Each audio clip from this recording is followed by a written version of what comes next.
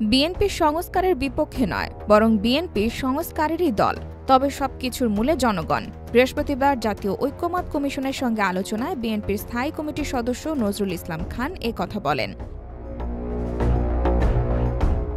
বৃহস্পতিবার সকাল 10:30টার দিকে জাতীয় সংসদের এলডি হলে সংস্কারের গুরুত্বপূর্ণ সুপারিশগুলো নিয়ে বিএনপির সঙ্গে জাতীয় ঐক্যমত্য কমিশনের আলোচনা শুরু হয়। সেখানে উপস্থিত ছিলেন জাতীয় ঐক্যমত্য কমিশনের সহসভাপতি অধ্যাপক আলী রিয়াজ। আলোচনায় বিএনপির পক্ষ থেকে উপস্থিত ছিলেন স্থায়ী কমিটির সদস্য সালাউদ্দিন আহমদ, নজরুল ইসলাম খান, বিএনপির চেয়ারপারসনের উপদেষ্টা ইসমাইল জবিউল্লাহ, আইনজীবী রুহুল কুদ্দুস কাজল, সাবেক সচিব নিরুজ্জামান খান অংশ নেন।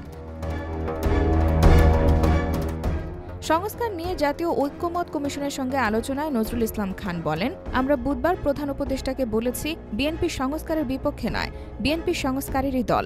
কিন্তু কেউ কেউ নানান কথা বলেন। তারা যখন সংস্কারের দন্তস্ব উচ্চারণ করেনি তখন দেশনেত্রী খালেদা জিয়া ভিশন 2030 দিয়েছিলেন। গণতন্ত্রের জন্য দীর্ঘ আন্দোলন সংগ্রামের ইতিহাস তুলে ধরে নজরুল ইসলাম খান বলেন, আমাদের সামনে আরেকবার একটা সুযোগ সৃষ্টি হয়েছে, আমরা তা কাজে লাগাতে চাই।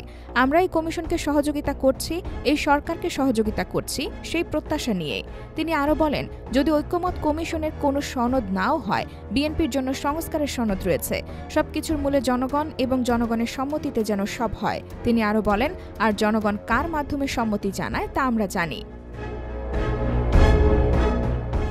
এদিকে ঐক্য কমিশন সূত্রে জানা গেছে, দিনব্যাপী এই আলোচনা চলতে পারে বলে। প্রয়োজনে আগামী সপ্তাহে আবারও বিএনপির সঙ্গে আলোচনায় বসবে কমিশন।